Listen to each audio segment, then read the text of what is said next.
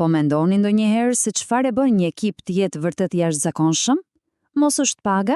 Apo mos janë përfitimet shtesë? Apo ndoshta ka diçka më të thellë? Shpeshherë ne ja anashkalojmë motorin e vërtet të performancës, motivimin.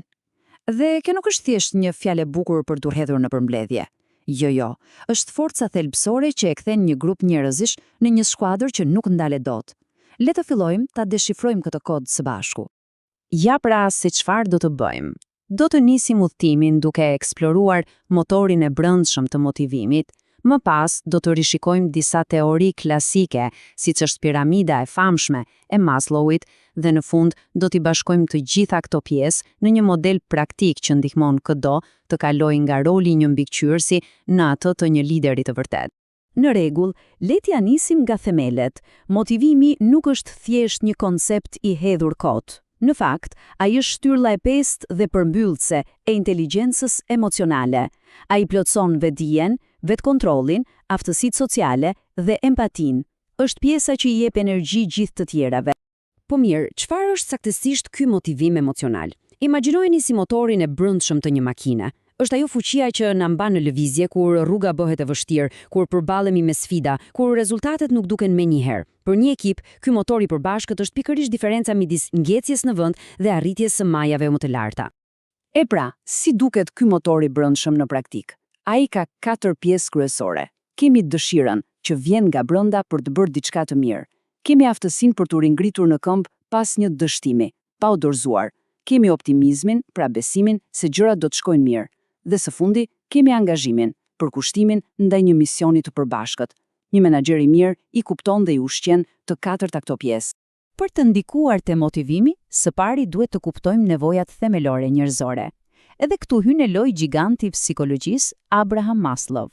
Teoria e tij është si harta jone e parë, ajo që na tregon se çfarë u nevojitet njerëzve për të ndjerë të motivuar, duke filluar nga gjërat më bazike fare. Piramida e Maslowit është thjesht geniale. Në bazë, në themel, kemi nevojat fiziologjike, një pagë që mbulon shpenzimet dhe mundësia për të pushuar. Një shkallë më lartë vjen siguria. A është vendi i punës i sigurt dhe i qëndrueshëm? Më pas, ngjitemi te nevojat sociale, ndjenja se i përket një ekipi, se je pjesë e diçkaje. Mbi to, qëndron nevoja për vlerësim, njohja për një punë të mirë, respekti i kolegëve. Dhe në maj të piramidës, qëllimi final, vetaktualizimi. Pra, mundësia për të bërë një punë me kuptim dhe për të arritur potencialin maksimal. Dhe ja ku qëndron e gjithë magjia, pika kyçe. Nuk mund t'i flasësh dikujt për qëllimin e lartë të punës së tij, nëse ai person është i shqetësuar se si do t'i paguajë faturat në fund të muajit. Është e thjeshtë, nevoja më e ulët që nuk është plotësuar dominon gjithmonë. Një menaxher duhet jetë si një arkitekt i mirë, duhet të sigurohet që themelet janë të forta, sepse pa to, çdo gjë tjetër që ndërton sipër, thjesht do të shembet. Tani, le të kalojmë tek një perspektivë tjetër, po aq interesante. Psikologu Frederick Herzberg na ofron një lent të re për të parë motivimin. Ai argumentoi diçka revolucionare. Kënaqësia dhe pakënaqësia në punë nuk janë dy anët e të njëjtës monedh. Ato janë dy shkallë krejtësisht të ndara. Ky citim e përmbledh në mënyrë perfekte. Të eliminosh gjërat që i bëjnë njerëzit të pakënaqur nuk do të thotë se ata automatikisht bëhen të kënaqur apo të motivuar. Jo, thjesht i bën jo të pakënaqur. Dhe ky është një dallim thelbësor në mënyrën e të menduarit. Ja ku qëndron ndarja e madhe. Nga njëra anë kemi faktorët higjenik. Këta janë si paga dhe kushtet e punës. Janë si çmimi i biletës për të hyrë në lojë. Mungesa e tyre shkakton dhimbje, por prania e tyre nuk sjell gëzim. Nga ana tjetër, kemi faktorët motivues, arritja, njohja, përgjegjësia. Këta janë motorët e vërtetë të performancës, ato që e ndezin zjarrin e brendshëm. Le t'i shohim pak më nga afër këta faktorët higjenik. Mendojeni si themelet e një shtëpie. Politika të paqarta, një shef i paaft, një zyrë e papërshtatshme apo një pagë e padrejtë, të gjitha këto krijojnë çarje në themel. Ti rregullosh këto është absolutisht thelbësore, por kjo vetëm sa e bën ndërtesën të qëndrueshme, nuk e bën atë një vend ku njerëzit mezi presin të vinë çdo ditë. E tani, ja ku vjen pjesa interesante. Faktorët motivues, motori vërtet, ndjesia kur përfundon një detyrë sfiduese, njohja publike për një punë të bërë mirë, të kesh autonomi dhe përgjegjësi reale, të shohësh një rrugë të qartë për të rritur profesionalisht, Këto janë gjëra që i bëjnë njerëzit të japin maksimumin, të vinë me ide të reja të ndihen vërtet të lidhur me punën e tyre. Kjo metafore përmbledh në mënyrë të përsosur. Një menaxher duhet të jetë së pari një pastrues i mirë, duke u siguruar që faktorët higjienike janë në rregull. Vetëm pasi ta ketë bërë këtë, vetëm atëherë mund të bëhet një ndërtues efektiv i motivimit, duke shtuar sfida, njohje dhe përgjegjësi mbi një themel të fortë dhe të qëndrueshëm. Mirë, tani le të shkojmë edhe një hap më thellë. Pse funksionojnë këta faktorë motivues? Çfarë i bën kaq të fuqishëm? Teoria e vetëvendosjes, një kornizë më moderne psikologjike, na jep përgjigjen duke identifikuar 3 nevoja psikologjike themelore dhe universale për çdo njeri. Këto 3 nevoja janë si vitaminat për motivimin e brendshëm. E para, autonomia, nevoja për të ndjerë se kemi zgjedhje, si jemi pilotët e punës sonë. E dyta, kompetenca, nevoja për të ndjerë se jemi të mirë në atë që bëjmë, se po bëjmë përparim. Dhe e treta, lidhja, nevoja për të ndjerë pjesë e një ekipi, e një komuniteti. Kur këto 3 nevoja plotësohen, motivimi lulëzon vetvetiu. Në rregull, kemi folur për 3 teori të mëdha: Maslow, Herzberg dhe teoria e vetëvendosjes. Po si lidhen këto bashkë? A bien ndesh me njëra tjetrën?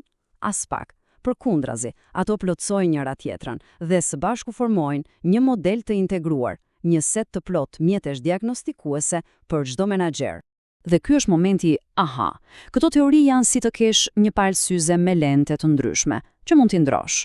Lenta e Maslowit të tregon strukturën e përgjithshme, hierarkinë e nevojave. Lenta e Herzbergut të tregon problemet dhe mundësitë, pra çfarë duhet pastruar dhe çfarë duhet ndërtuar. Dhe lenta e tretë, ajo e vetëvendosjes, të tregon mekanizmin psikologjik që i vë të gjitha gjërat në lëvizje. Kjo tabelë është në thelb fleta e kopimit për çdo menaxher. Kur përballeni me një problem motivimi, përdoreni këtë model. Së pari, pyesni si Maslow, a janë nevojat bazike të mbuluara? Pastaj, pyesni si Herzberg, a ka ndonjë problem higienik që duhet rregulluar dhe apo ofroj motivues të vërtet? Së fundi, pyesni si teoria e vetëvendosjes, apo i ushqejnë nevojat për autonomi, kompetencë dhe lidhje? Këto 3 pyetje mund të zgjidhin pothuajse çdo problem. Mirë, gjithë kjo teori është fantastike, por të dish diçka dhe ta bësh atë janë 2 gjëra të ndryshme. Le ta mbyllim me një plan të qartë veprimi se si ti përdorim këtë njohuri në botën reale, të hënën në mëngjes. Plani i veprimit është shumë i qartë. Hapi i parë, siguro bazën. Paga të drejta, kushte të mira, pa kompromise. Hapi i dytë, ndërto njohjen sistematike mbi atë themel. Festoni fitoret, të mëdha e të vogla. Hapi i tretë, fuqizo ekipin me autonomi të vërtet. Jepu besim dhe përgjegjësi. Dhe hapi i katërt, investon në rritjen e tyre. Tregoju një rrugë të qartë për të ardhmen. Dhe kjo na kthen aty ku e nisëm, te inteligjenca emocionale. Këto nuk janë thjesht teknika menaxhimi, jo. Janë mjete për të kuptuar dhe për të lidhur me njerëzit në një nivel më të thellë, më njerëzor. Kur një menaxher i përdor këto njohuri me empati dhe vetdije, ai ndalon si qeni thjesht një mbikëqyrës që jep detyra. Ai bëhet një lider që frymëzon, fuqizon dhe krijon lider të tjerë. E pra, ndërsa e mbyllim këtë analizë, pyetja që mbetet për t'u bërë është kjo. Duke parë ekipin tuaj, mjedisin ku punoni dhe duke pasur parasysh gjithë këto mjete, cili motor ka nevojë të ndizet i pari? Ai i sigurisë, ai i njohjes, ai i autonomisë, apo ndoshta ai i rritjes? Përgjigjja e kësaj pyetje do të përcaktojë rrugën drejt një ekipi me performancë vërtet të lartë.